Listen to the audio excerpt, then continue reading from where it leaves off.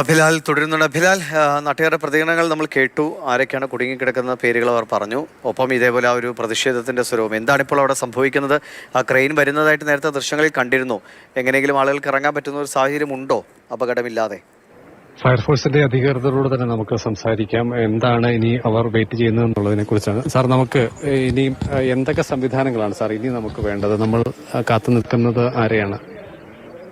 നിലവിൽ ക്രെയിൻ വന്നിട്ട് ഈ ചെറിയ ഹിറ്റാച്ചിയും കൂടെ വരണം. അതായത് ക്രെയിൻ കെട്ടി ഹിറ്റാച്ചി താത്ത് ഇറക്കിയിട്ട് ആ മുകളിലെ പാറ ഇപ്പോഴും നിങ്ങൾ കണ്ടില്ലേ, വിഷ്വൽസ് കിട്ടിക്കാണല്ലോ പാറ ഇടിഞ്ഞ് വീഴുന്നത്. ഹിറ്റാച്ചി ഉണ്ടെങ്കിലും അതിലും ഒരു മനുഷ്യജീവനാണുള്ളത്.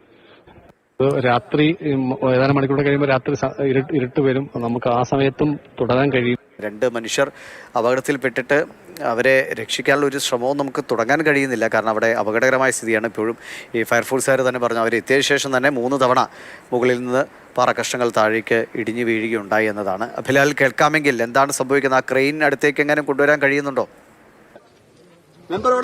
അല്ല, ഒരു ബുൾഡോസർ കൂടി, ചെറിയ ബുൾഡോസറുകൾ ഒന്നുകൂടി എത്തിക്കേണ്ടതുണ്ട് എന്നുള്ളതാണ് ഫയർ ഓഫീസർ പറഞ്ഞത്. അതിനുശേഷം ക്രെയിനിൽ കെട്ടി ഹിറ്റാച്ചി ഇവിടേക്ക് ഇറക്കും.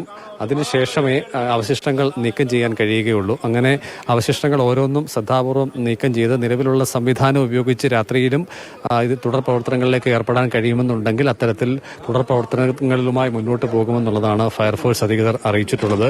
എനിക്ക് തോന്നുന്നു അവരുടെയും ഈ സർവീസ് അനുഭവത്തിൽ ഇത്തരത്തിലൊരു അപകടം ഉണ്ടാവാൻ വഴിയില്ല. കാരണം പാറക്കുളങ്ങളിൽ മുൻപ് ആളുകൾ മുങ്ങി മരിക്കുന്നതുമായി ബന്ധപ്പെട്ടുള്ള കേസുകളാണ് മുൻപൊക്കെ തന്നെ ഉണ്ടായിട്ടുള്ളത്. അതേസമയം തന്നെ JCB മറിഞ്ഞ് അങ്ങനെ ശരീരത്തിലേക്ക് വീണ് ആളുകൾ മരണമടഞ്ഞ സംഭവങ്ങളുണ്ട്. പക്ഷേ ഇത്തരത്തിൽ ക്വാറിയുടെ പ്രവർത്തനങ്ങൾ, അവശിഷ്ടങ്ങൾ നീക്കം ചെയ്യുന്നതിനിടയിൽ പാറയുടെ ഒരു വലിയ